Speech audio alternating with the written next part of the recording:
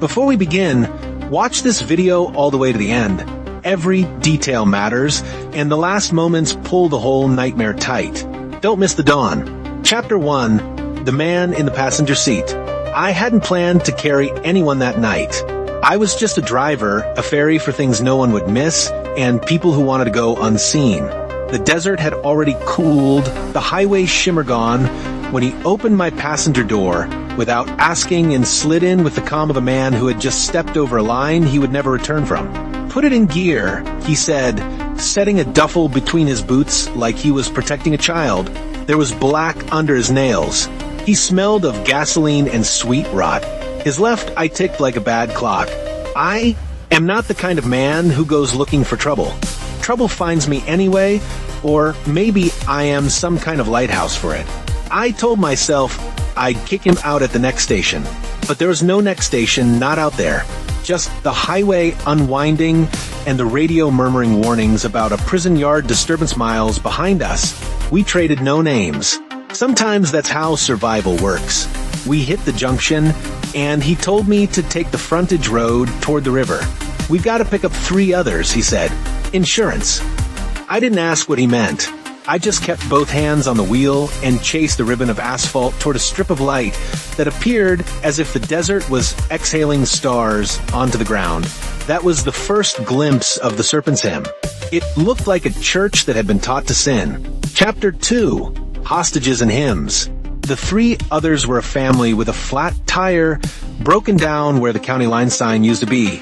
A mother gripping the steering wheel like it was a throat. A boy on the cusp of manhood, jaw set hard. A girl with a notebook pressed to her stomach like a shield. The man in my passenger seat tapped the barrel of a short pistol onto the window and told the mother to unlock her door. "Just a ride," he said. "We only need your faces and your prayers until midnight." I saw my reflection in the glass. I had been younger once. The boy in the back seat watched me like he wanted to find a seam to split me open. The girl scribbled something so fast her pencil snapped, and she didn't notice. We drove as a strange family into the red wash of neon.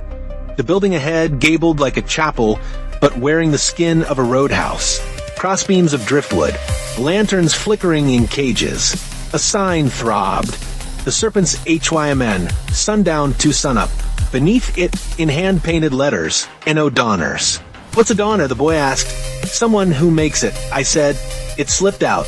Inside, the air was black cherry and beer, sweat, and something metallic that made the back of my tongue sting. Truckers, drifters, women with paint like war stripes. A band on a dais behind chicken wire-strummed chords that felt more like warnings than songs.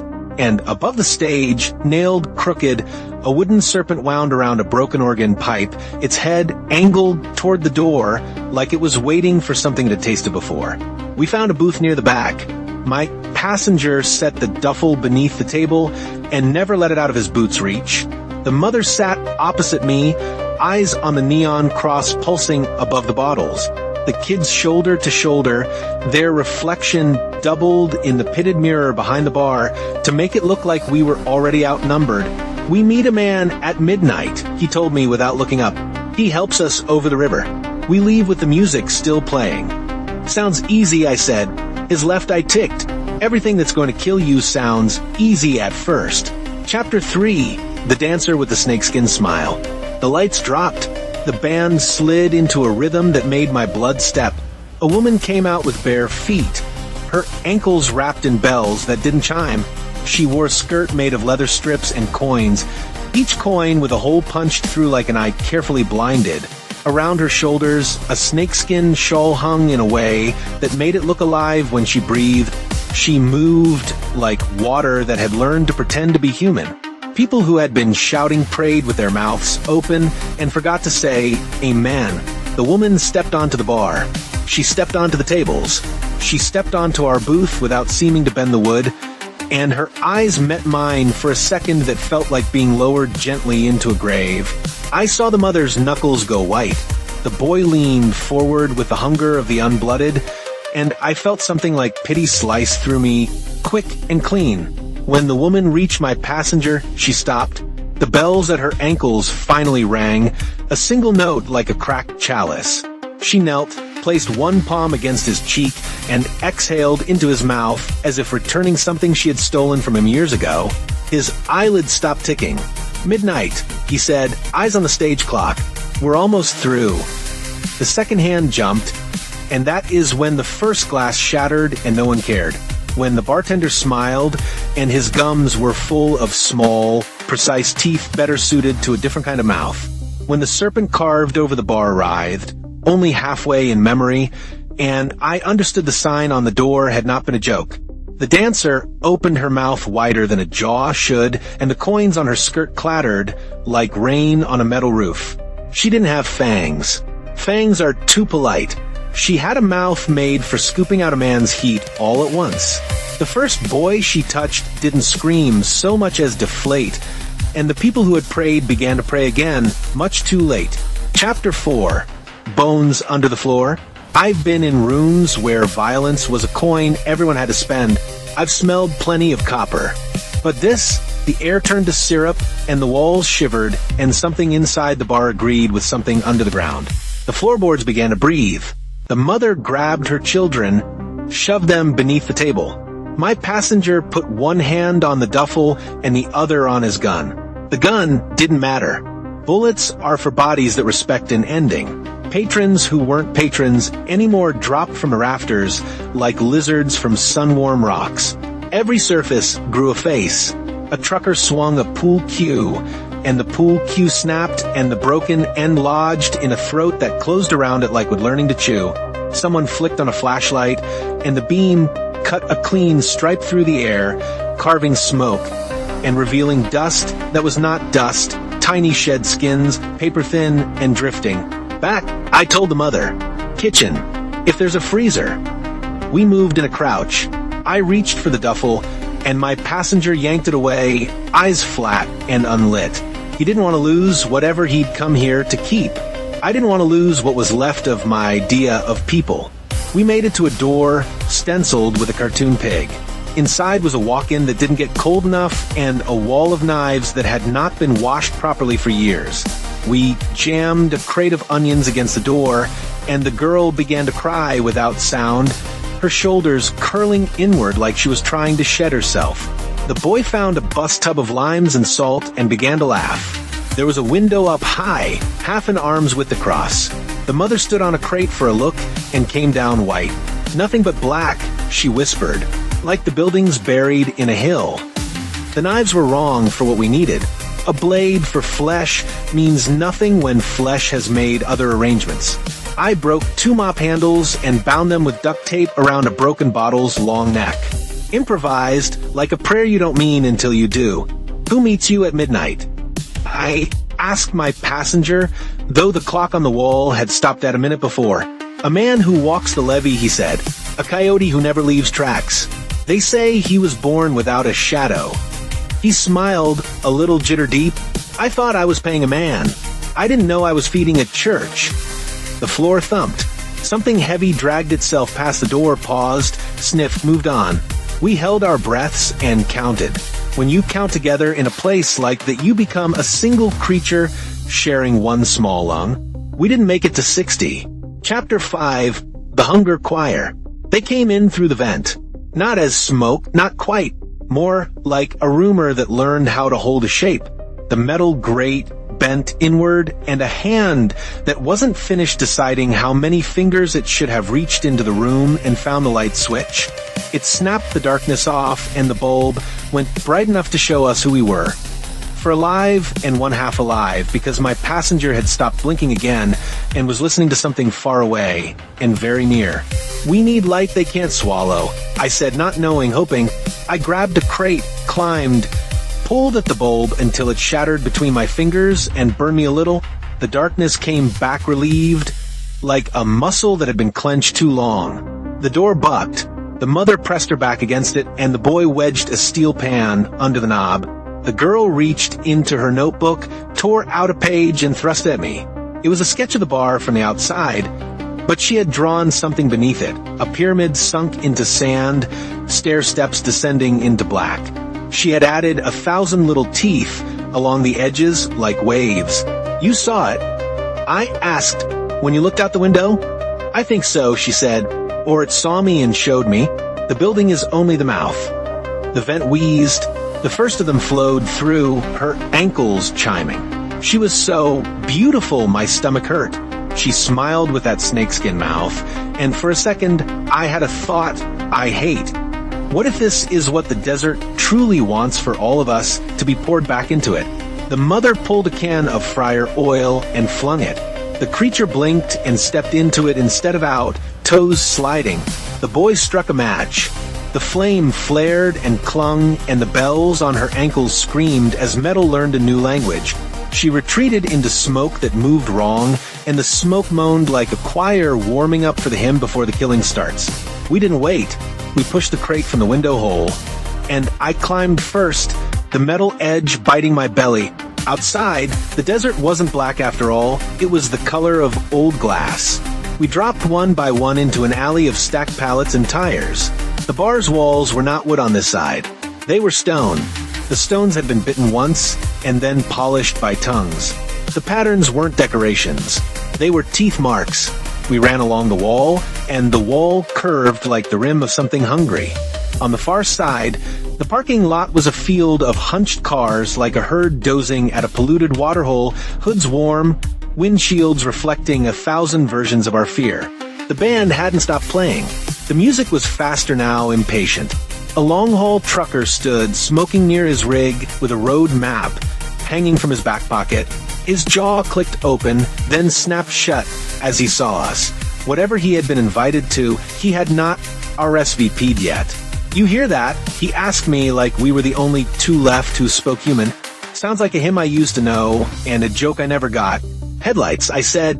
"Flares. Anything bright." He reached into his cab and tossed me a handful of emergency flares, fat and red with promise. I cracked one. Light spilled. Things that had begun to creep balked like dogs at an open oven. The creatures kept to the eaves, their mouths of disbelief wrinkled by smoke. Dawn comes late this season, the trucker said, looking east where a thread of silver had not yet started. "You got hours." "We don't," the mother said, voice steady now. "We have one idea that wears 100 masks. We need to pull one off." The building shifted under our feet. The parking lot cracked, a neat seam popping like a zipper. The bar wasn't a bar. It was a capstone. The girl's drawing was a map inked by something beneath us, and we were standing at the border between its lips. Chapter 6, Dawn's Price. The man who walked the levee arrived like a shadow that had changed its mind. He was tall, and until he got close enough to touch, he did not trouble the dust. He carried no bag, no weapon, no humor. He looked at my passenger at the duffel clenched like a second heart, and smiled as if he were finally picking up an overdue library book. "You're late," he said. "We had to stay for the show," my passenger replied, or the thing inside him did. Because once the levee walker spoke, my passenger's voice came from a split reed.